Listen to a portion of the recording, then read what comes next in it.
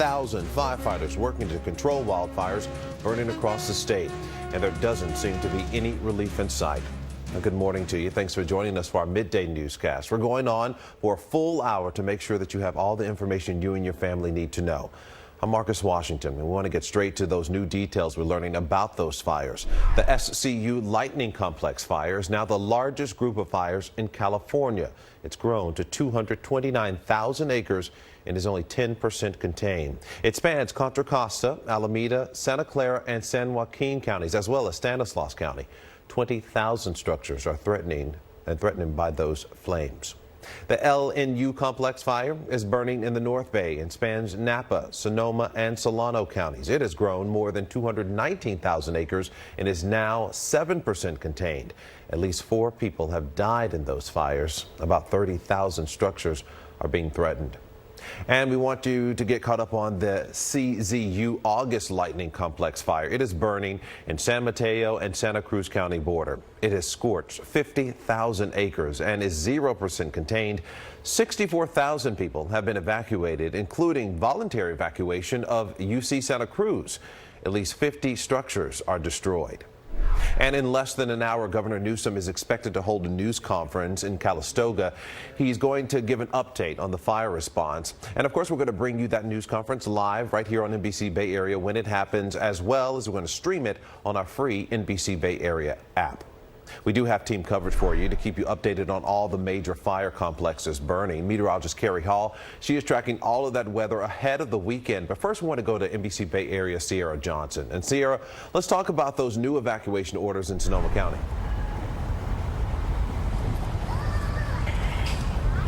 Yes, good morning. Several thousand people throughout the county have already been evacuated. We're learning roughly 25,000 to 30,000 people total have left this county. But right now we're in Sonoma County, Healdsburg. It's the downtown plaza. Here, people are trying to maintain a sense of normalcy while just a few miles down the road, the fire here has burned thousands of acres. It is important to note that this fire is not only dangerous, but also deadly. At this point, CAL FIRE has confirmed that the fire has claimed the lives of 4 citizens. 3 people died in a home in Napa County, another found dead in Solano County, and we shouldn't forget the death of that PG&E worker that took place on Wednesday, so another death. Here in Sonoma County, as I mentioned, 25 to 30,000 people have been evacuated, and this town remains under that evacuation warning because of the presence of high winds.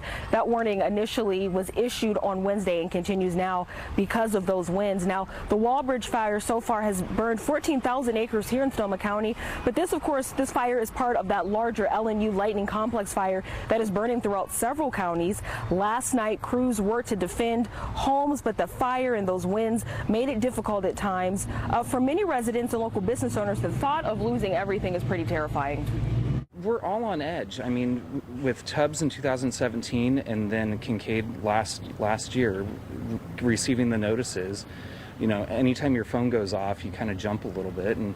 But you know, one thing about Sonoma County is we are resilient. We all kind of band together, and we know that we will get through this.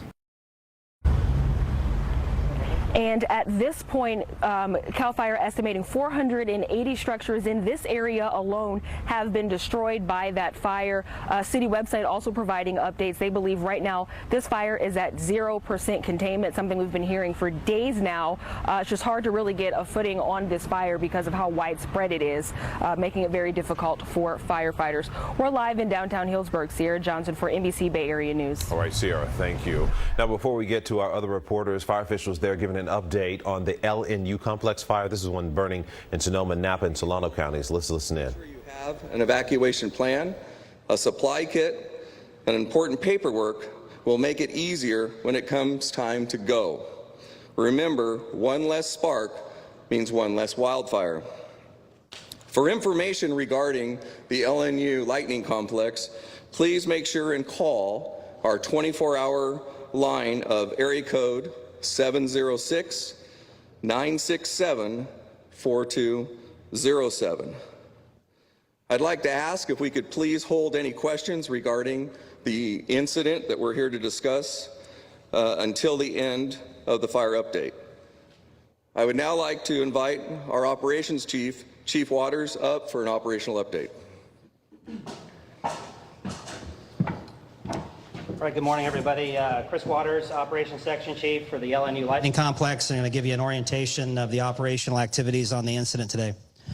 First of all, a little orientation. We're a two-zone fire. We got a west zone and we got an east zone, and we have the Sonoma County line as the general demarcation between these two zones. Starting out with the west zone, we have one small fire, the Myers fire, out on the coast. Actually, the fire has stopped moving. Operational resources are getting a foothold on that, and we're looking for containment fairly soon. The next fire in this zone is the Walbridge fire. The Walbridge fire is moving in the direction of Guerneville. Right now we have engines, dozers, hand crews, and law enforcement working in the Walbridge fire right now to try and slow the spread of the fire down in the direction of Guerneville, and we're also organizing evacuations and warnings for the community of Guerneville. Moving over to the east zone, the Hennessy fire.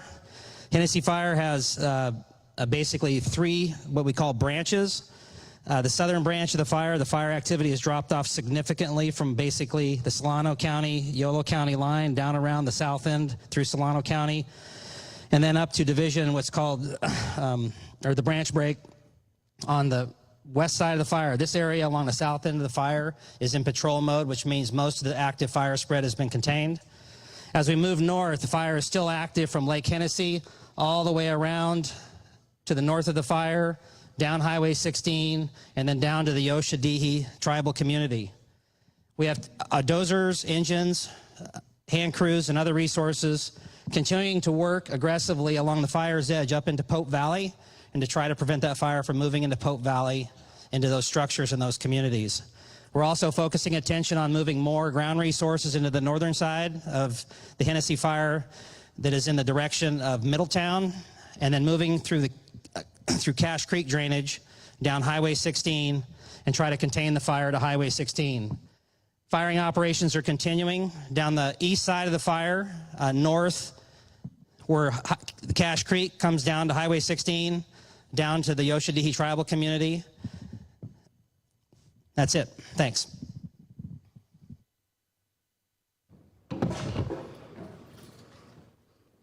Thank you, Chief. I'd now like to bring up our law enforcement partners for a quick update. Napa County Sheriff John Robertson, as well as Sonoma County Sheriff Mark Essex. Thanks. Good morning. My name is Mark Essex. I'm the Sheriff of Sonoma County. With me today is Sheriff John Robertson from Napa County.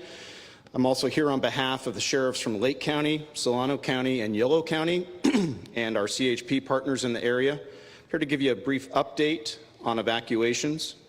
We continue to work with our partners side by side, and that is CAL FIRE and other public safety agencies here working this incident. We are issuing evacuation orders and notices as appropriate through our partnership with CAL FIRE. Our job is to get the public out of harm's way. We want you to leave when you've been ordered to evacuate. Evacuation zones are dangerous. They contain many hazards for the public, and that's why we're asking you to leave those areas. Additionally, evacuation zones have active firefighting efforts going on, and you remaining in those areas could hamper firefighting efforts. So please, if you've been evacuated, stay out of that area. You will hear the high-low sirens as one of the ways that we notify you of evacuations. In addition to alerts that you may see on your phone or media alerts that you may receive, when deputies or peace officers are in your actual neighborhood trying to evacuate people, you will hear the high-low siren, and when you hear that siren, high-low means it's time to go. Peace officers in this area are currently being supplemented through our partners in law enforcement throughout the Bay Area and the region.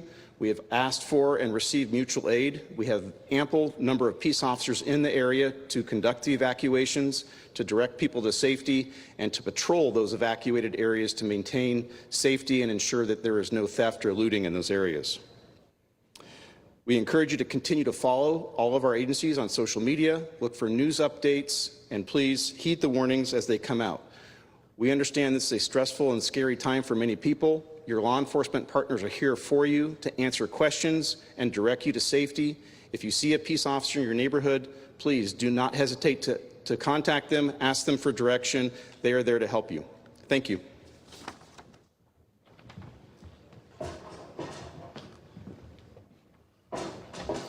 Thank you, Sheriff. Now I'd like to get an update from our Unit Chief, Unit Chief Jones.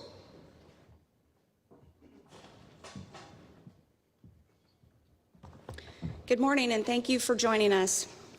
Since August 15th, as it was reported, we've burned 771,000 acres. That's greater than the state of Rhode Island. This incident alone is over 229,000 acres reported this morning. First responders have been stretched thin everywhere throughout the state, but they continue to work hard and they're getting little rest. We're trying to switch that by incoming resources are trickling in, and that's going to help this. The briefing today gave you some progress and some growth, but there's also, we're not out of the woods. There's still some areas threatened, some communities threatened, some people's homes are threatened. Our partners spoke of evacs and plans to be prepared. Please be prepared to leave your home when asked to do so. You shouldn't wait to be told. You should have a plan right now. Pay attention to alert and warning systems that you have in your county, in your area. Readyforwildfire.org is another place where you can get that information of how to be prepared. Please pay attention to your surroundings. Be alert, know your area, know how to get out. I know our communities and our first responders that are fighting these fires are tired, but they're doing it. They are doing it to protect their home, your families, their families, our communities. I appreciate all the work of the cooperators. It's not just the folks on the front line, the first responders, those folks coming in from out of state, out of the area. It's everyone that's supporting the folks out in the field. Logistically, to take care of those folks, to feed them, to make sure that they're getting the right information, a proper briefing so that we all are on the same communication channel, it takes a lot of work. And all of those people you should be thankful for. They're doing it for you. So please do your part, help us, help you, listen to the evacuations, get ready to go when you need to. I hope for good news, but it's going to take a long time. We are not out of the woods, not by far. I want to thank you for your patience, because as the smoke clears, you're going to want to get back in your homes. The size of this fire is huge, and for those of you that have lived in Sonoma, Lake, Napa, Yolo, Colusa, and Solano counties, you know that this area is very impacted by fire on a yearly basis. So please, be patient with us. We're trying to do the best we can. We want you back in your home. Thank you very much. Please be safe.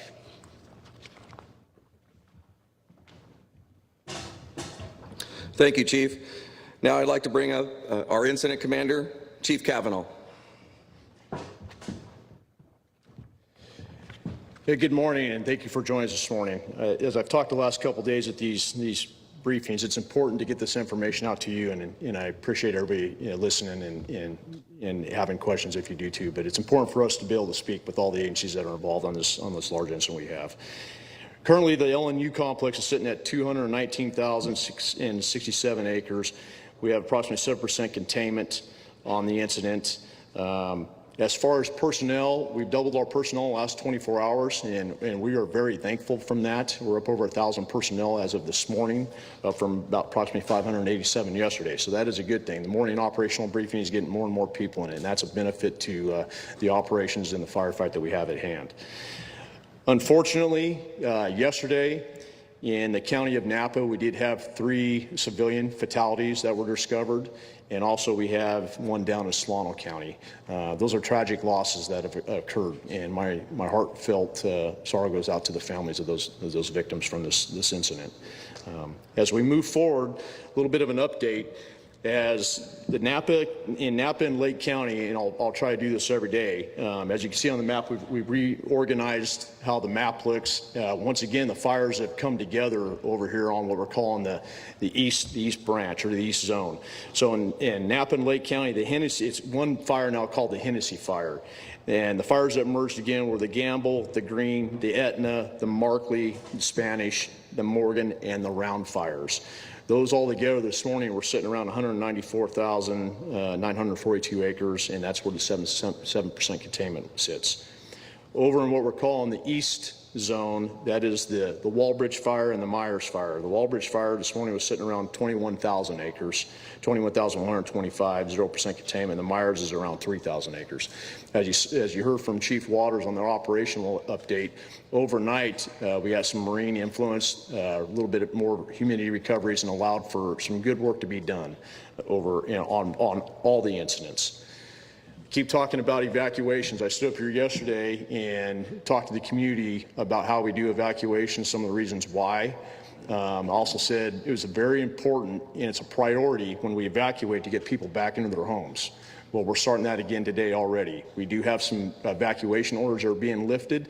Along with that, this is interesting though, we're also in the process of adding more evacuations, and that's something we normally don't do. We are spread out on such a large geographical area that we have different fire behavior, we have different levels of containment, and so we're working that. But it is a priority. As soon as we're talking about evacuations, we're working up the repopulation plans. It's important.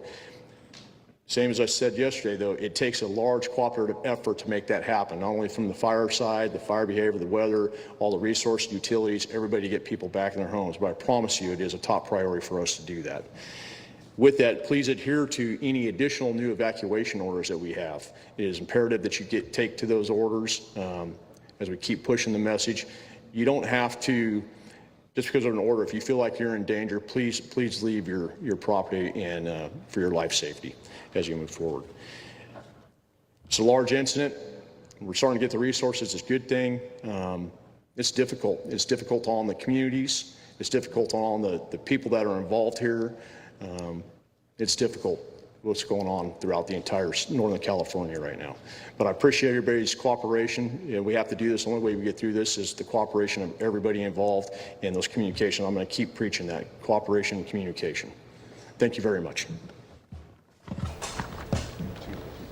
All right, and you can see there an update on what's going on with the fires burning across the Bay Area. That specifically talking about the LNU complex fire, which we're told that specifically is about 229 acres burned so far. They did say they could possibly get a hold of one of the smaller fires there, the Myers fire. That one's about 3,000 acres, possibly getting a hold of that sooner rather than later. But of course, they're saying some of the evacuations could be lifted, but they could add even more. But of course, they're saying the best thing, we are not out of the woods just yet. If you get that evacuation order, they want you to follow it because it's not only going to keep you and your family safe, but it's also going to help those fire workers get in there, do what they need to do, and keep them safe as well. Now, we're going to continue to monitor this press conference. We're going to have more on our website as well as with our free NBC Bay Area app. We're going to have more of our midday newscast coming up for you right after this break.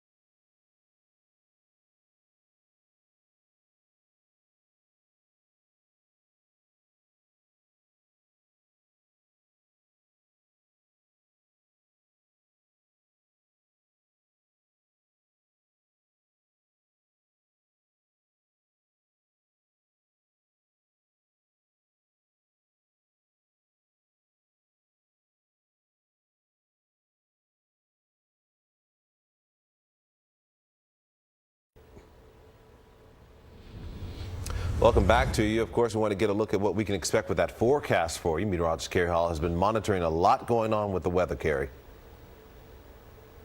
And we've been listening to also what the fire officials are saying about the weather conditions around those fires, and also our air quality we know has been so bad as we look at the heavy smoke that's moving over parts of the East Bay, as we get a live look at Walnut Creek, and then around the Bay Area. The smoke has gotten worse over the past couple of hours. We are seeing in parts of the North Bay some really bad air quality, and in San Francisco we had the fog earlier this morning. As that dissipates, we still have the smoke left behind. Let's get a look at those weather conditions around those fires in the North Bay. So many of them burning, and this morning was their opportunity to get some higher humidity and cooler temperatures. As we can see that around the Healdsburg fire off towards the west of there in the hills, we are seeing temperatures starting to warm up into the upper 70s, and humidity is starting to come up as well, and we're getting some stronger winds up to about 18 miles per hour. As we look at some of the other fires that we have in parts of Napa and Solano counties, we are seeing temperatures there starting to warm up, but we did have a nice cool morning and some higher humidity. But once you go up in elevation, that really doesn't make a difference. We are seeing drier conditions up there. And so also for parts of the South Bay into the SCU Lightning Complex, look at how warm it is around Mount Hamilton right now. That's the sensor that we're using. It's 80 degrees and the humidity is coming down now to 39%, but that's after a morning start in the low 50s. We're also seeing our weather changing for parts of the Santa Cruz Mountains, and our gusts right now at about 9 miles per hour. We've seen some higher gusts at times, but during the early hours usually is when the wind is a little bit calmer. And then as we look at our relative humidity, anything below 30% is extremely dry. The fire spreads rapidly under those conditions, but right now we've seen that even with some higher humidity, we're seeing those fires still spreading because of all the dry vegetation and things that haven't burned in years. There's a lot of fuel out there. Looking at the wind direction, this is what influences our air quality and what makes it change so quickly. So our winds are coming in from the northwest. It's blowing a lot of that smoke over toward the Central Valley, but also settling in our Bay Area valleys as well. Here's a look at our high temperatures for today. As we reach into the upper 60s and low 70s near the coastline, we're still going to have some 90s for the inland valleys, and also higher up in elevation, we have some hot temperatures up there as well. One thing we're watching is now Tropical Storm Genevieve that's moving through just west of Cabo and Baja California. This is expected to continue to weaken over the next few days. This may actually have an impact on our weather here in the Bay Area, as we are watching for the potential of this getting drawn up into that high pressure and bringing another round of some tropical moisture and the potential of more lightning strikes between Sunday night and Monday. Computer models still trying to sort this out, and that's something we'll be doing over the next couple of days. But you definitely want to stay on top of the weather situation throughout the weekend into early next week. Marcus. All right, Carrie, thank you. Well, coming up for you, the Golden State Killer is sentenced, his word to his victims. But happening now for you, home sales soared in July. This is up by 25% from June. That's according to the National Association of Realtors. There's still a shortage of inventory. In San Francisco, the number of homes on the market is down 3% from this time last year. In San Jose, there's 21% fewer homes for sale. We'll be right back.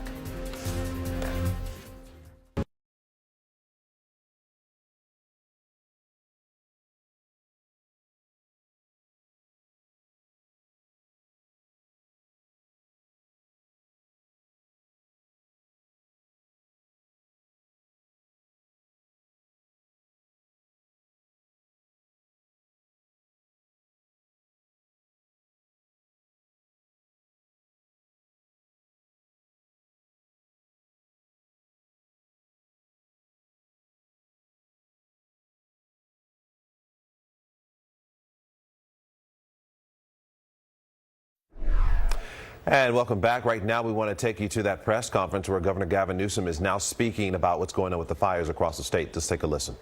All of you assembled here with CAL FIRE, Tom Porter, Chief of CAL FIRE. We've been monitoring fires all up and down the state of California. As many of you know, a week or so ago, the headline fires in the state of California, the Apple Fire around Riverside County, challenges we were facing, the Ranch Fire, the Lake Fire in Los Angeles County. We have substantially made progress on the Apple Fire, 95% contained. As a consequence, we've been able to pull resources from Southern California here to the north. We've made progress on the Lake Fire, about 50% contained as of this morning, 39% contained at the Ranch Fire. So the fire concentration, the challenge that we're facing here in the state, is now disproportionately impacting Northern California. And that is because of close to 12,000 lightning strikes that we experienced over a 72-hour period. Just a day ago, I announced that we are struggling to address the needs of suppressing some 376 fires in this state. That number has grown to about 560 fires in the state of California. You had a lot of sleeper fires. This we anticipated as the smoke cleared, as our reconnaissance efforts increased, as we compared and contrast the federal efforts with the local and state efforts. That new number represents 560 active fires that we are addressing, trying to suppress here in California. The larger fires, the LNU fire that we briefed you here this morning, this fire complex, what we refer to as lightning complex, is one of many lightning complex fires that we are addressing here in Northern California. I was down yesterday in Watsonville and Santa Clara, around Monterey County, visiting evacuation sites and centers in and around the fires down there, the CZU complex and the SCU complex. The SCU complex in Santa Clara right now is about 10% contained, while we're dealing with about 219,000 acres here in this complex, the LNU. That complex is about 229,000 acres. The reason I mark these two in points of contrast, 7% contained here, 10% contained down there, is these two fires represent two of the top 20 fires, largest fires the state of California has had to battle in recent memory, arguably in modern recorded history. There's been 20 epic wildfires in the state of California. This complex represents the 10th largest.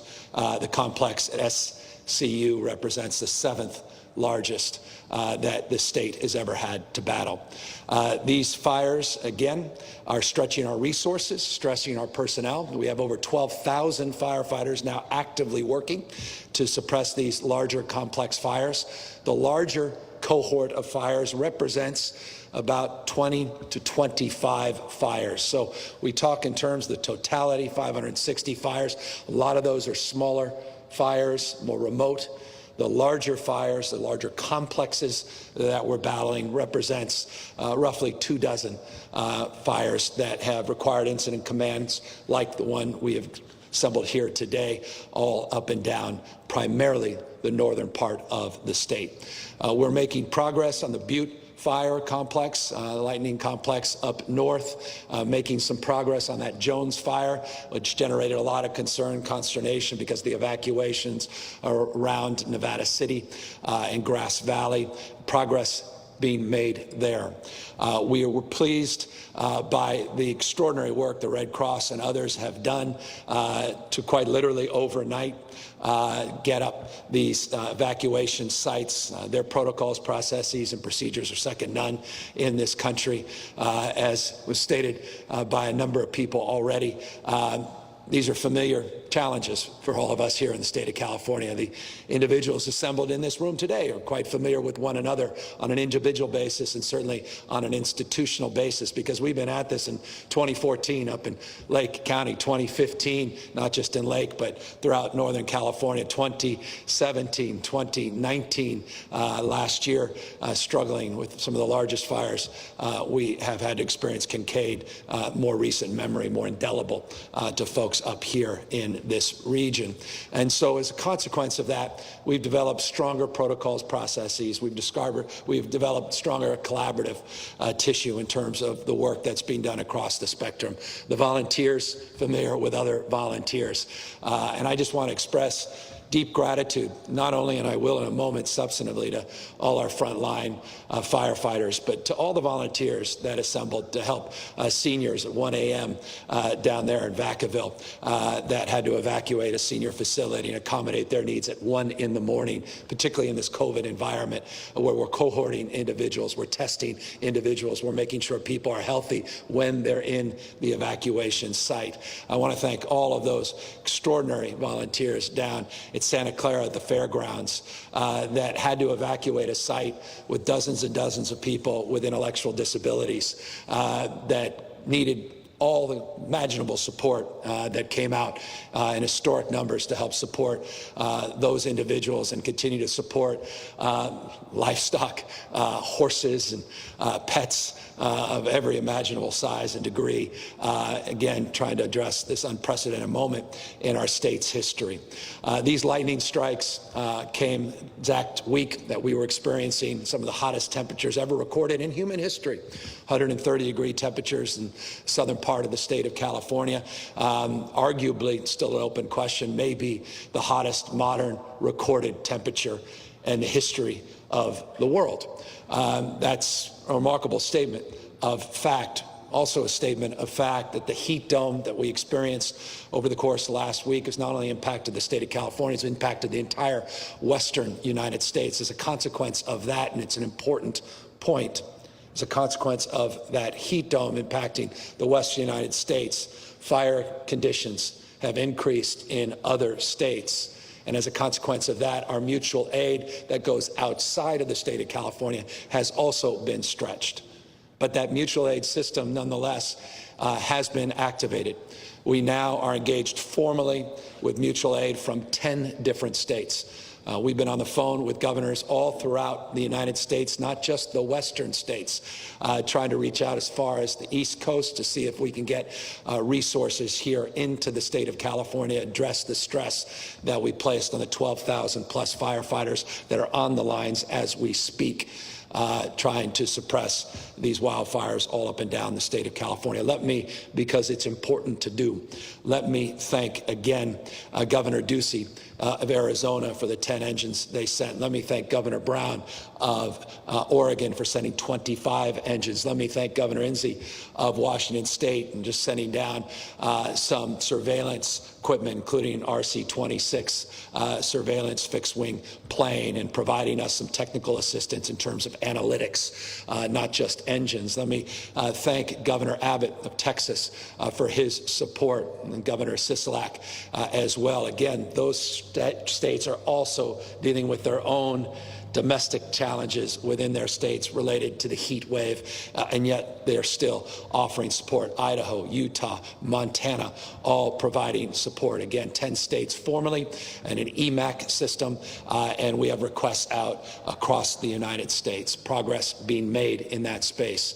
We've also reached out across the border into Canada for resources and support. And many of you up here recall, I think it was 2017, the support that we were provided and the support we provided in turn of some of the best wildfire firefighters in the world from Australia. We also have requests out for that talent as well.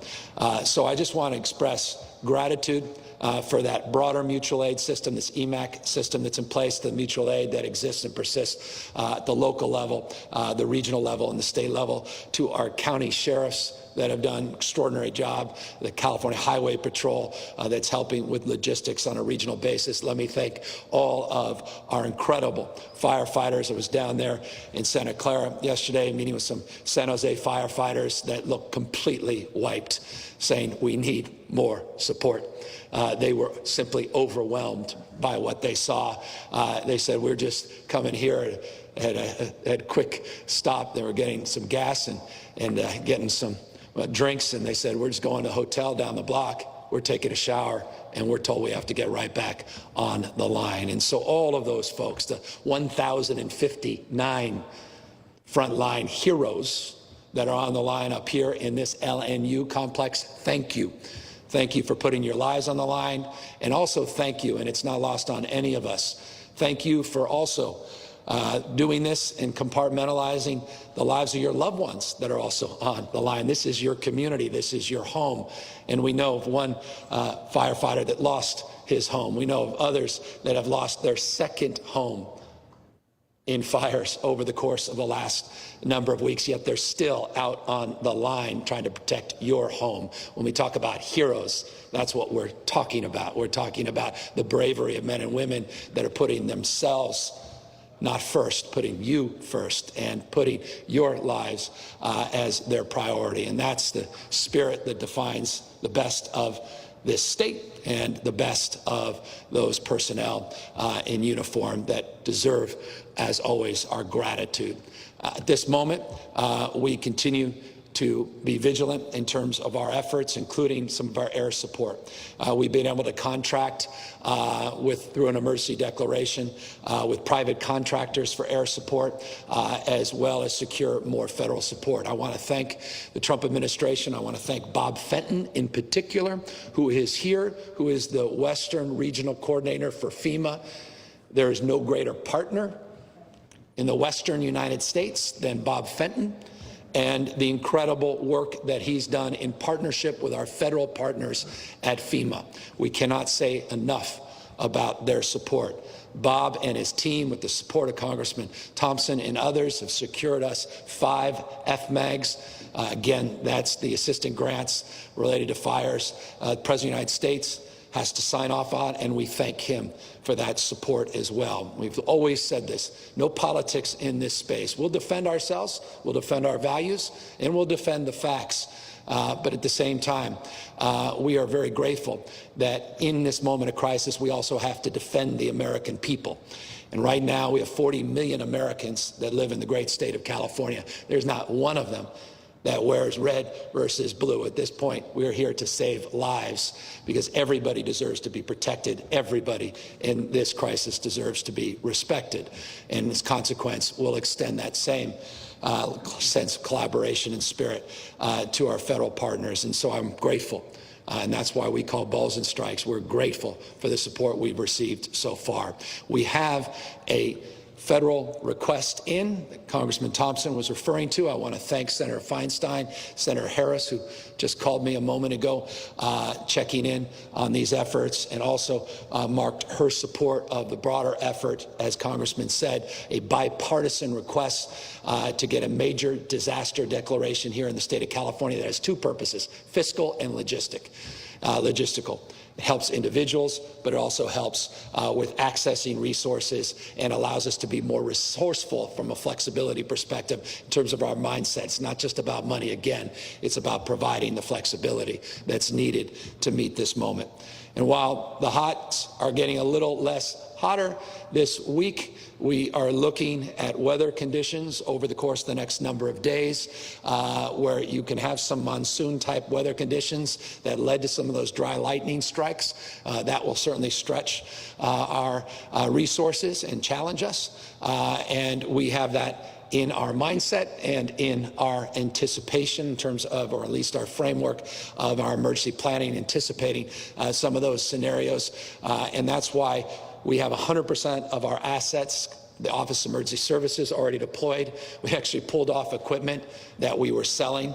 We dusted that off, and we now are utilizing that equipment. We're at 96% of all of our local mutual aid already being actualized and deployed. The 4% is there in strategic ways to prepare for other instances and instances where we can provide some strike teams and be aggressive in terms of suppression. But we're putting everything we have onto this. And I want to just close by also making one additional point, and that is that everything includes more than ever.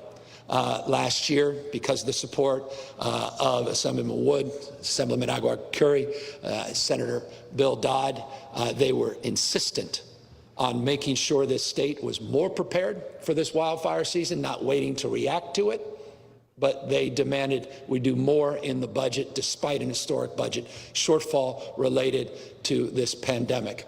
Despite balancing a $54.3 billion budget shortfall, we increased by $85.6 million, more not just seasonal, but full-time support for our CAL FIRE men and women by providing more staffing, more personnel.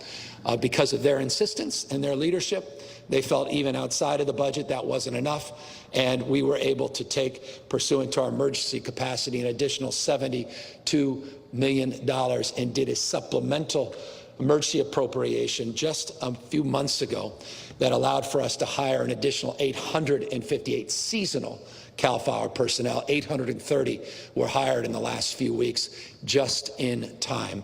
So we have more people, but it's not enough. We have more air support, but it's still not enough. And that's why we need the support of our federal partners and the extraordinary contributions that governors, regardless of their party, have also provided. And so it's in that spirit that I'm here, humbled, in that spirit of also gratitude, in that spirit of optimism about the capacity of this state, with its credible leadership assembled behind me, credible leadership in front of me, that we will work through this, we will get through this, and we will maintain the vigilance that we are committed to in terms of doing what we can to mitigate the likelihood of these things into the future. 35 high-profile vegetation projects were completed earlier this year.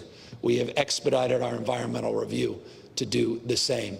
We have an historic partnership, and I say this with respect, that the Trump administration, to his credit, and I'm not sure staff made the president aware of the partnership we just formed with the U.S. Forest Service to increase our vegetation management, a new partnership, an MOU we formed just last week. So the federal government is doing more now on forest management and fire breaks, not just the state doing that on federal forest property.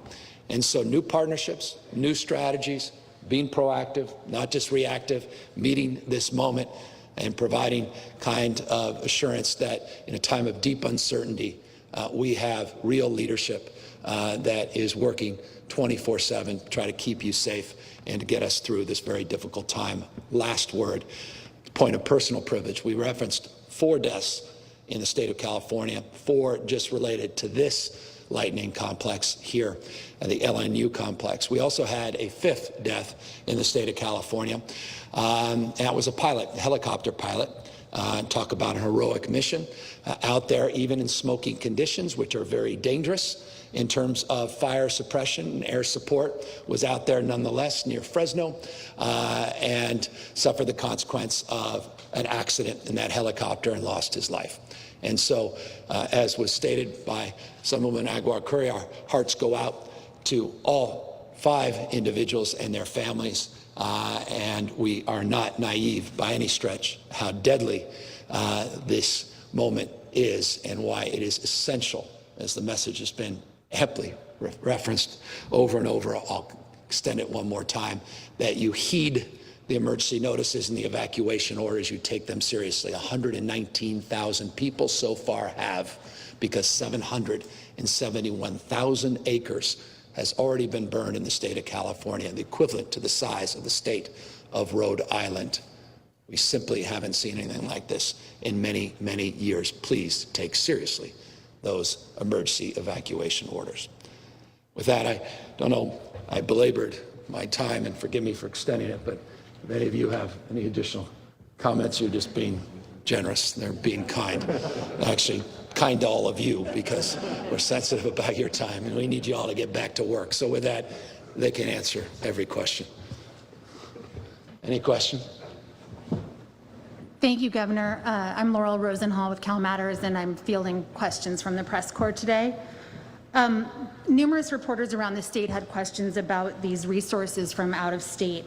Can you sort of say more specifically, are they here now? Are we expecting them in the coming days? Exactly what's here and what's coming? So we have the 10 engines from Arizona, 25 from Oregon. We have the RC-26 and the technical analytical assistance from Washington State. We have 5 engines coming Texas, Nevada, and 5 engines from one other state arriving at noon today. New Mexico, and we thank the New Mexican governor. We have additional requests out in over half a dozen states, calls in directly by me, and not one governor has not been responsive. Some governors have expressed some concern about their own conditions, particularly in the Gulf Coast, where we have some intense weather, some potential hurricane conditions that are taking shape, and their need to be sensitive. And let me be candid with you. Another issue, not surprisingly, that has been raised before, and that's the issue of the pandemic and the need to keep our first responders safe and healthy, and what are the protocols and procedures as we mix cohorts of individuals and they come into these the suppression activities out of state, and what that means from a health paradigm. And so all of those things we're working through in real time. By the way, I want to just thank CalGuard. They've got 10 helicopters up. PG&E has provided us a lot of air support as well. So the mutual aid system is more broad than just engines. It also includes fixed wing and other technical assistance, as well as personnel.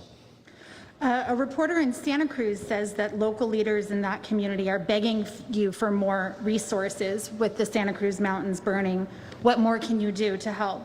I was there yesterday, and we are providing as many resources as we possibly can. Went from roughly 500 personnel in the LNU complex to 1,059, as was updated here today, more than doubling the resources in the last 24 hours.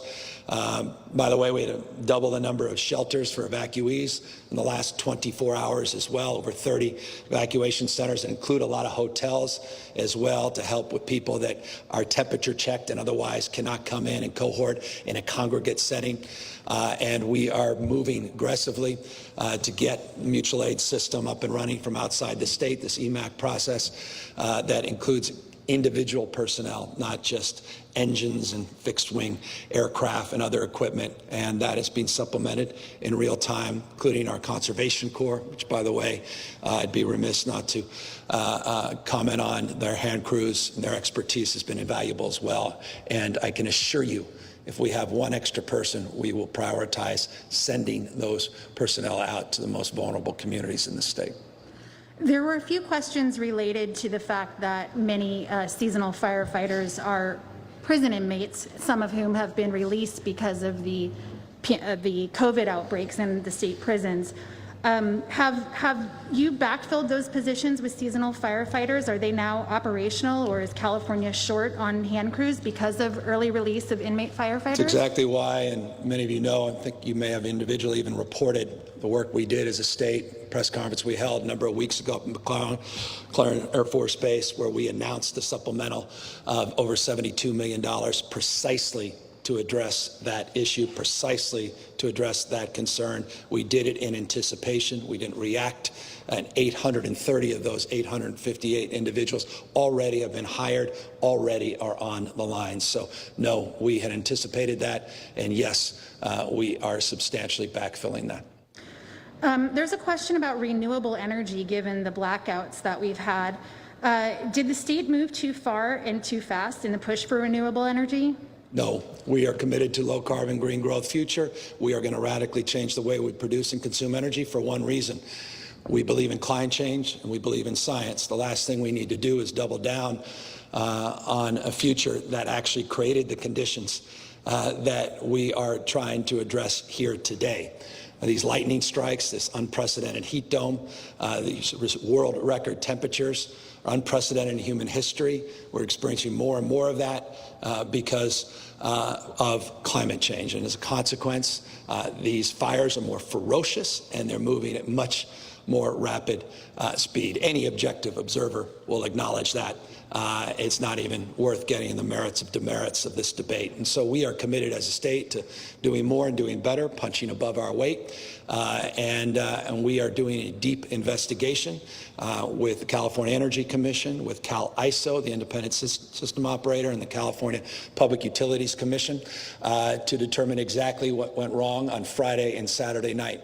We were able to address the magnitude of over 50,000 megawatt demand, an unprecedented load demand in our state's history last week on Sunday, Monday, Tuesday, and Wednesday, because of the good work of individuals, good work of industry, commercial and private industry that really stepped up. We were able to avoid any subsequent de-energization in this state. So we're getting under the hood. It's exactly why, but I can only say this.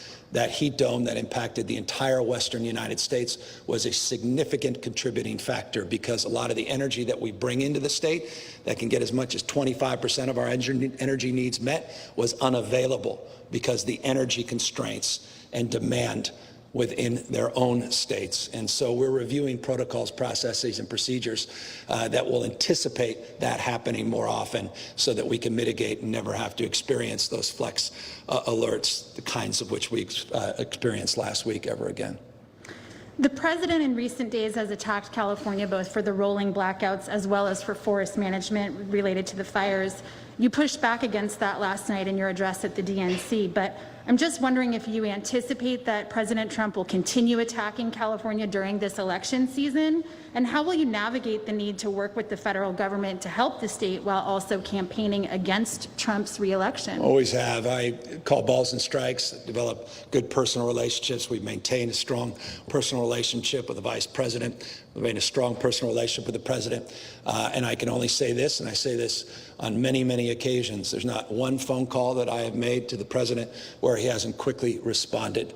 And almost in every instance, he's responded favorably in terms of addressing the needs, the emergency needs of the state through COVID, and over the course of the last at least year and a half that I've been governor as it relates to these wildfires. He may make statements publicly, but the working relationship privately has been a very effective one. The reason I pushed back is I thought it was important, because I don't want to have people strewn with some anxiety that somehow the president may pull funding in terms of our suppression support and support of our heroes and frontline employees and 40 million Americans that live in this state. I thought it was important to clarify that. I thought it was necessary under the circumstances, but also thought it was necessary this morning. I hope you noted that we once again are here with an open hand, not a closed fist. And we will complement, as we should, the support we've received on the FMAG requests and the support we continue to receive in terms of the partnerships we have developed with his administration and the U.S. Forest Service on vegetation management and forest management. And I say this, and I mean this sincerely, I'm not convinced that the president was aware of that new memorandum of understanding that his administration signed with the state of California to collectively invest an unprecedented amount of resources to address the concern that he highlighted. Had he been aware of that, I'm not sure that he would have made that statement, and I certainly respect that the president has a lot on his plate. A few reporters had questions about sort of the intersection between the coronavirus pandemic and these evacuations necessary now because of the wildfires.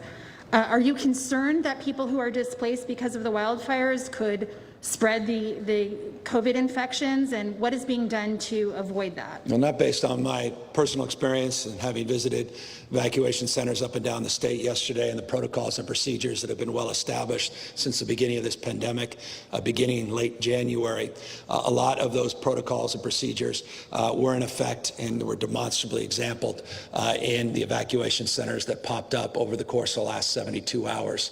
I want to compliment the work again, not just of the Red Cross, but also all of the other team members and county leaders, city leaders that are working in these evacuation centers. You come into these centers, you'll see marked areas where people have to socially and physically distance. You'll see the congregate meals now are done as individual meals. You'll see temperature checks before anybody walks in. You'll see tents in facilities like this, not just cots and mats, because you want to cohort individuals, and you'll see separate cohort areas if people are otherwise in need of more medical assistance. All of that part and parcel of the protocols that have been established since the beginning of the pandemic that are in play, that we anticipated and have been highlighting and socializing for a number of months in many settings like this over the course of the last 3 months in particular, in anticipation of this year's fire season.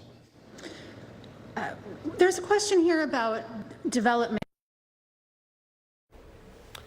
And that was a press conference happening. The Governor Newsom giving an update on that press conference. And I think we want to listen in just a little bit longer. Let's listen to this question. Well, localism's determinative, and we've not only considered it, we've put out a number. Okay, again, we're having some problems there. Of course, technology happening right now. Regarding the wildland urban to give an update on this fire. Here in the state of California. California, well established. To this question again. I have a family home that was built around the gold rush in the WUI, well established. The founding of this state, not just new developments that are more contemporary in that mindset.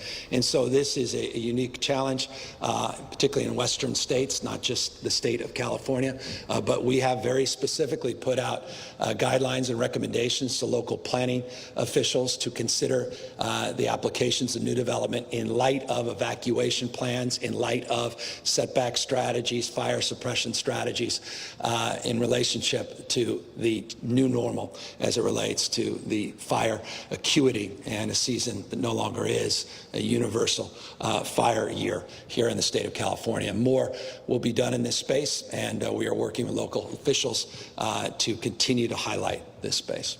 Would you consider surcharges on homes or businesses in those fire-prone areas? I've not considered any surcharges at this moment. Okay. Reporters also have questions about business in Sacramento, including the issue of evictions, which the eviction courts are set to resume in just a little over a week, and there's still no deal announced between leaders of the legislature and your administration. Well, that's correct. I look forward to updating you on that. We're working overtime. Every day I'm asked this question. Every day I make the same point, and forgive me for all of you having to make it, many of you again. The Judicial Council, to their credit, extended their moratorium on evictions to the end of this month. There was a request made by members of the legislature, a request directly made by our administration, directly by me to the Chief Justice. Couldn't be more grateful to the Chief Justice and the Judicial Council that afforded us that privilege of time that coincides with the end of the legislative session. The reason we did that was to have the time to work together in the spirit of collaboration with the legislature, legislative leaders, and key members of the legislature that had already introduced bills in this space. As I said a week ago, we've had very good conversations and made tremendous progress. The progress included considerations of large landlords, large apartment owners, small apartment owners, advocates for tenants, and the like. We have term sheets, we have framework of drafts for amendments, for legislation, and we continue to make progress in this space. And you know well, we have a few weeks to get all of this done. And as I said, I think day before yesterday, day before that, and last week, we are committed to getting it done. It is one of our top priorities, and it is universal priority for all of these interests. Everybody recognizes we need to deliver, and I'm confident we will. So generally speaking, do you think renters should be evicted now or in the future for rents they couldn't pay because of the pandemic? We are committed to advancing the negotiations, and I'm committing to make public those efforts as soon as we are in a position to bring all the parties together and they're satisfied with the details of the work that's currently being advanced. Once that becomes, once we get to that point, we'll make public all of those considerations, including the consideration of the question that you just advanced. Before the pandemic struck, you said making it easier to build more housing in California would be at the top of your agenda this year, yet several high-profile housing bills have died in recent weeks. Has the pandemic made tackling California's housing shortage less of an urgent priority? No, it's always been a priority. We have three branches of government: a judicial branch, a legislative branch, and an executive branch. And we are working all hard. We're working together overwhelmingly, majority of cases, to the collective cause to advance the needs of the state of California. Housing has been one of our top priorities. It was last year. We made tremendous progress in over a dozen housing bills. I think it was 18 plus housing bills. We put a historic amount of money in tax credits and infrastructure grant programs supporting local municipalities. We were more aggressive in holding people accountable to the local housing elements. We made tremendous progress in that space as well. We have a package of bills that have been introduced. Some are advancing, some are not. To the extent you asked, has COVID had an impact? It's had an impact in this respect. It has substantially reduced the amount of time that the legislature has been afforded to work on a lot of this, and that has been very challenging for members of the legislature. And as a consequence, a lot of those bills and the whole bill package across the spectrum of issues, not just housing, has been impacted. So the answer is yes in that respect, but no in this respect. We are committed to the cause of fast-tracking the development of housing in the state of California and holding government accountable to meeting their goals and the collective expectation in this state to reduce housing costs. And to the extent a few bills are running short, that's this legislative season, and we look forward to continue that hard work for many, many years to come. One of my colleagues has been looking into COVID outbreaks among agricultural guest workers across the state and found that counties are very inconsistent about collecting the information, tracking it, having the technological capacity to do anything about it. Some wouldn't publicize it, even if they did have it. And others were giving the information. So the question is, what should statewide standards be in terms of when employer-based outbreaks are publicized? Well, there's a bill in the legislature to tackle just that. We're working with legislative leaders to tackle just that. We'll be making an announcement in that space on that issue very, very shortly. And similar questions have been raised about outbreaks at schools whenever they can reopen. Is there a standard on when we will know about outbreaks at schools, or will schools have the ability to keep them private? Well, I expect transparency, full transparency. We put out guidelines, covid19.ca.gov, covid19.ca.gov. I encourage anyone watching that is interested in looking at the guidelines we put out and for public education to go on that site. You'll look at the protocols, processes that we have put forth and expectations we've set forth for over 1,000 districts in this state as it relates to monitoring, as it relates to opening, and as it relates to the prospect of an outbreak and the prospect of closing a school. We talked about the partnerships with contact tracers and local health officers working with the school districts in this space. We talked about our expectations on testing and cohorting staff, as well as cohorting our students, expectations on mask wearing, as well as physical distancing, the differentiation between elementary schools and cohorts of older kids. All of that available, and all of that sets forth the tone and expectation that we have and the transparency that we think is foundational in this effort to get our kids back in school, which is our default position, but safety is our foundational principle. The last question comes from a reporter in Orange County who says, Orange County is getting closer to moving off the watch list, but there are questions over which data is guiding that decision. Is it state data or county level data? And the reporter cites some inconsistencies between those two data sets. How are state officials going to handle this, and will it affect Orange County potentially coming off the watch list tomorrow? We handle it the way we've always handled it. We work with local health officials. We reconcile any of the discrepancies. We've done that consistently since the beginning of this pandemic. We did that, for example, very recently in contemporary sense in San Diego County. We're continuing to work very collaboratively with local health officers in Orange County, and we look forward to making an announcement updating that monitoring list. Let me just briefly, and everybody, you should all get out of here because this is way off topic for the 50 people that are behind this camera, and I feel for you. But let me just quickly update you. We had 5,858 new positive cases here in the state of California. We tested about 101,000 people yesterday. Our positivity rate is now at 6.5% over a 14-day period, 6.4% of a 7-day period. Our hospitalizations trending down again today. We are announcing a 2.4% decline in hospitalizations, 1.5% decline in ICU admissions. So continuing to see good progress. I announced Placer County and San Diego counties are off the monitoring list in my press conference 48 hours ago. I look forward to announcing in our next press conference the update on where San Francisco County is, and we're very hopeful to see the progress they're making in Orange County, and hopefully Orange County will also be added to that list. With that, thank you all for working through all of that, and God bless, and more importantly, stay safe and take seriously these evacuation orders. And thank you again to the incredible leadership of each and every firefighter in the state of California. Thank you. Governor Newsom speaking live from a CAL Fire command post in Calistoga, where the LNU Lightning Complex firefight is being coordinated. That fire currently reported at 219,000 acres and just 7% contained. The governor reported 560 active fires in this state right now, including 2 others around the San Francisco Bay Area. The SCU Lightning Complex fire at 229,000 acres, 10% contained, and the CZU August fire that's down near Santa Cruz and in coastal San Mateo County, and that's at 50,000 acres, and as of about an hour ago, still 0% contained. We are watching all of these developments. We are updating you in real time on our digital platforms, on social media, and we'll have updates throughout the afternoon live on television right here. We're going to get you through this, and when there are bulletins, we'll break in at once. For now, we're going to return you to our regularly scheduled programming. That's Access Daily, already in progress. Good afternoon and stay safe.